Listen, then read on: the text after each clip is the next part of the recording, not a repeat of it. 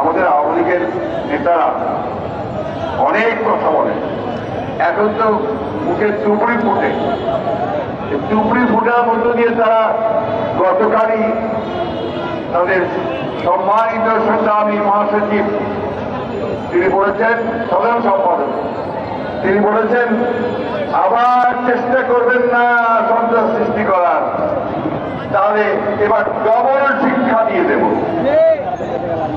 বন্ধুগণ, বিএনপি কখনোই সন্ত্রাস করে না, বিএনপি সন্ত্রাসের ইতিহাস নেই, সন্ত্রাসের ইতিহাস আপনাদের। আমি বহুবার বলেছি সন্ত্রাসের মধ্যে দিয়ে আপনাদের জন্ম। আপনারা যখন আওয়ামী লীগের মৌলানা ভাসানী সভাপতি ছিলেন, সেই মৌলানা ভাসানীকে আপনার বিতাড়িত করে মেরে তাড়িয়ে দিয়ে তাকে রূপবর সিনেমার থেকে বের করে দিয়েছিলেন।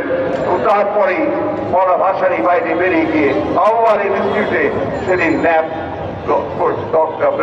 তৈরি করেছিলেন। সেই ইতিহাস আমরা ভুলে যাইনি।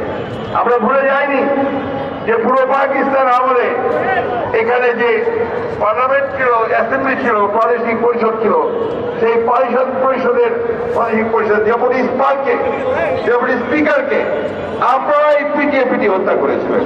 আমরা ভুলে যাইনি সে কথা, আমরা ভুলে যাইনি।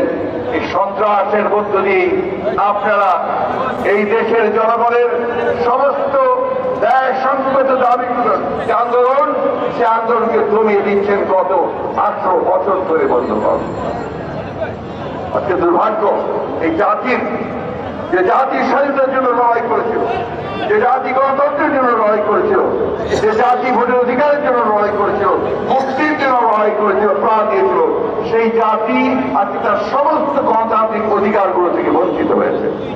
গণতান্ত্রিক অধিকার নয় বন্ধুগণ, আজকে মানুষ তার অর্থনৈতিক অধিকার থেকে বঞ্চিত হচ্ছে। এখানে তারা খুব ভয় করে যে তারা উন্নয়নের লহরী বইয়ে দিচ্ছে, অনেক ফ্লাইওভার হচ্ছে, রাস্তা হচ্ছে, ঘাট হচ্ছে। সাধারণ মানুষের কি অবস্থা? সাধারণ মানুষের বাজারে গেলে তারা কিছু কিনতে পারে না, চাল কিনতে পারে না, ডাল কিনতে পারে না, পেঁয়াজ কিনতে পারে না, রসুন কিনতে পারে না। আর প্রতিদিন প্রায় প্রতিদিনই বলা যায় প্রত্যেকটা জিনিসের দাম বৃদ্ধি পাচ্ছে। বিদ্যুতের দাম বাড়ছে, গ্যাসের দাম বাড়ছে, এবং রেলের ভাড়া বাড়ছে, বাসের ভাড়া বাড়ছে। এই যে আমাদের রিক্সাওয়ালা ভাইরা যারা দূরে দূরে দাঁড়িয়ে আছেন এখানে, তাদেরকে জিজ্ঞেস করুন তারা কিভাবে তাদের জীবন সংসার চালাচ্ছে, কিভাবে চালাচ্ছে। পারে না, একবেলা খায়, দুবেলা খেতে পায় না। প্রত্যেকটা এমনকি আপনার মধ্যবিত্ত যারা, তারাও তাদের খাওয়ার মেনু চেঞ্জ করে ফেলেছে বন্ধুগণ, করে আজকে সামান্য খাওয়া খেয়ে হয়ে থাকে। অনেকে ফিরে চলে যাচ্ছে গ্রামের বাড়িতে, সেখানে গিয়ে জীবনযাপন করার চেষ্টা করছে। ঢাকা শহরে তারা থাকতে পারছে না, কুড়িয়ে উঠতে পারছে না।